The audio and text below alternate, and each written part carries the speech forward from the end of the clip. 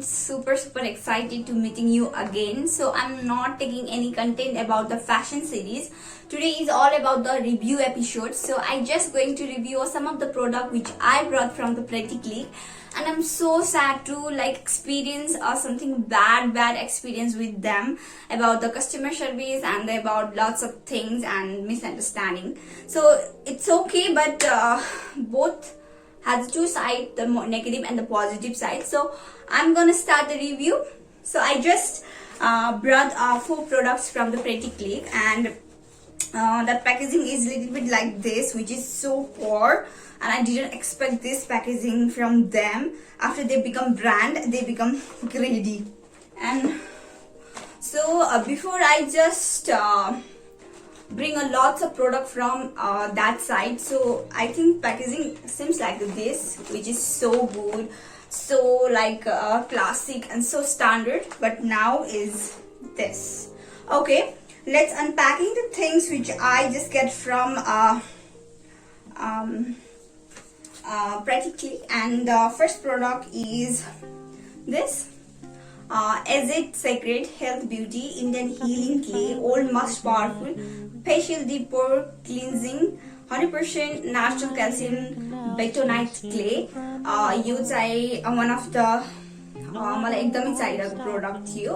So यो चाहिँ यस्तो यो ठुलोमै हुँदो रहेछ. अनि देन यो चाहिँ मैले ट्राई गरेको छैन, आजै मगाएको हो. सो त्यही भएर म तपाईलाई यसको पनि रिभ्यू दिन्छु after I just use this product हैन.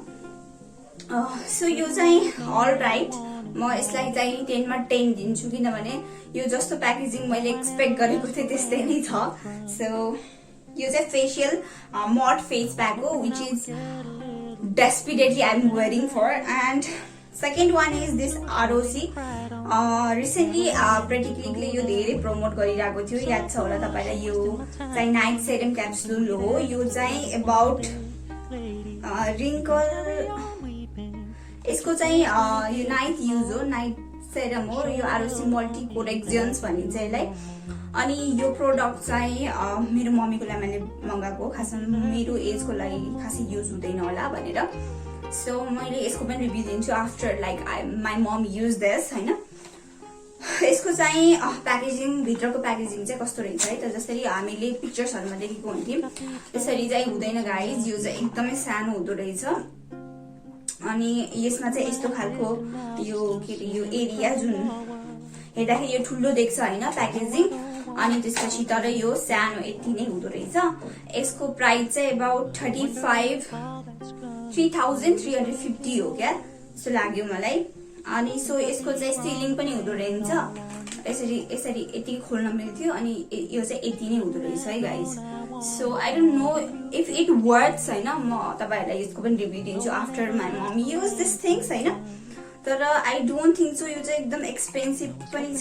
अनि प्लस यो वर्थ गरेन भने त वेस्ट अफ मनी नै हो. यदि वर्थ गर्यो भने त it's okay, it's very nice product भन्छु म.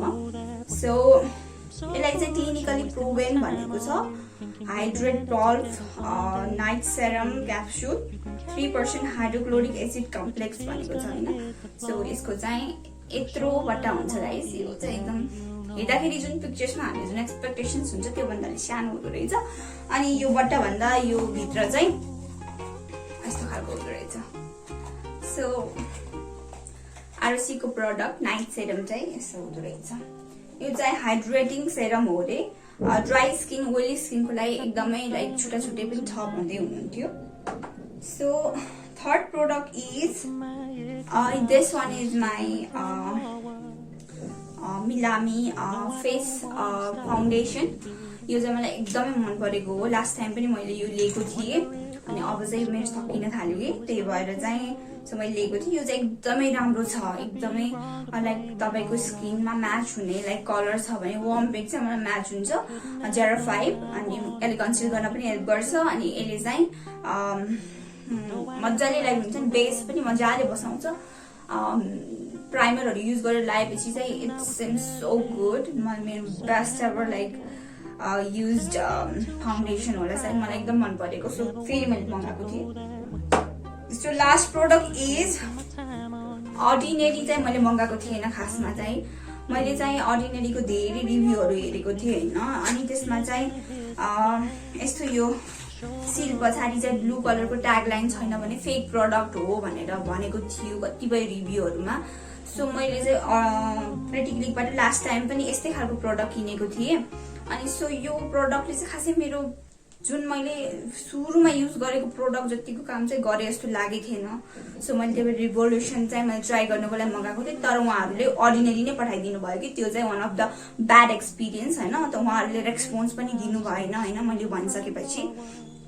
अनि अब रेस्पोन्स नगरेपछि अब वाट सुड आई डु, मेरो दिदीले लिन जानुभएको थियो प्रोडक्टहरू। अनि सो त्यही भएर I was unable to check on that area because like हुन्छ नि उहाँहरूले चाहिँ एकदमै लोकेसनमा पनि एकदम लाइन गर्नुभयो, थाहा पाउनु भएन।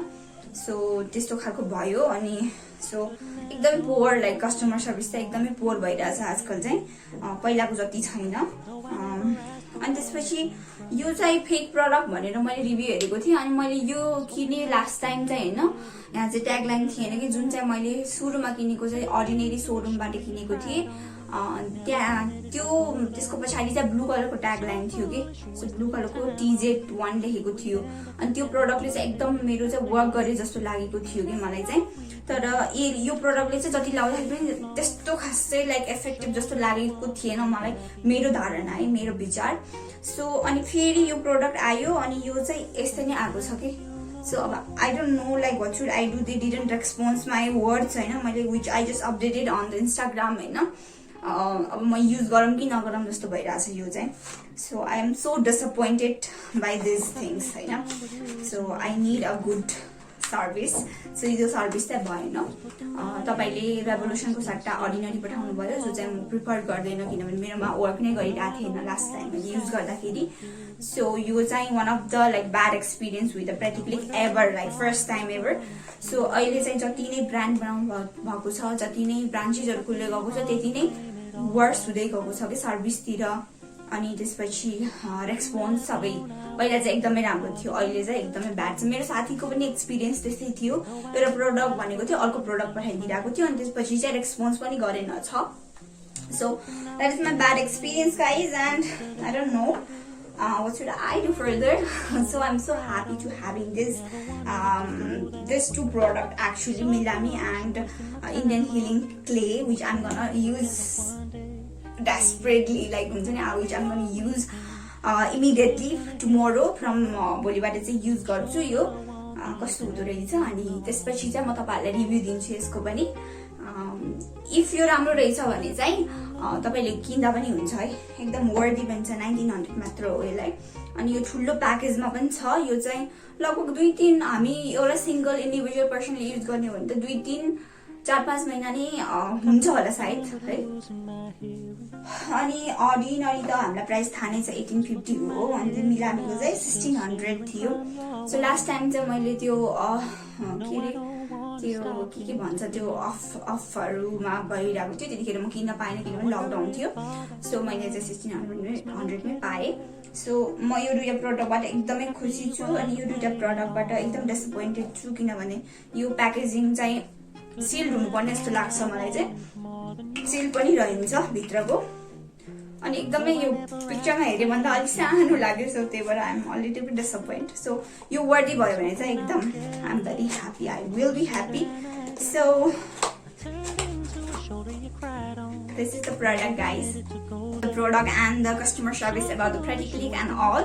So if तपाईहरु Pretty Click बाट शप गर्दै हुनुहुन्छ भने चाहिँ you should be little bit careful। तपाईहरुले चाहिँ एकदम इन्फर्मेसन चाहिँ राइट वेमा दिनु होला। इफ अनलाइनबाट भन्दाखेरि पनि इफ पोसिबल लकडाउन सक्यो भने चाहिँ उही गरी किन्दा बेटर किनभने मिसअन्डरस्टुड गर्नु हुँदो रहेछ धेरै नै। अनि यो लोकेसन पनि नथा पाएको जस्तो खै कि यो लोकेसन मेरो घरनिर पाउनु भएन अरे उहाँले। सो यो चाहिँ यो अलिकति ल्यान्डलाइन भयो, त्यही भएर चाहिँ मलाई अलिकति डिसअपोइन्ट गरिरहेको छ। यो प्रोडक्ट पनि एउटा भनेको अर्को ल्याउँदाखेरि पनि like I was like very very very disappointed by them. It's okay.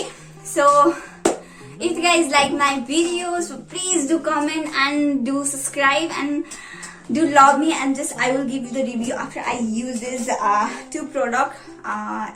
This one is for my mom, and if I just have a good result, and then I will definitely review it, and this also. So goodbye guys, have fun and wish you a very very good life, and stay safe, stay happy. Bye bye. I was hoping I would get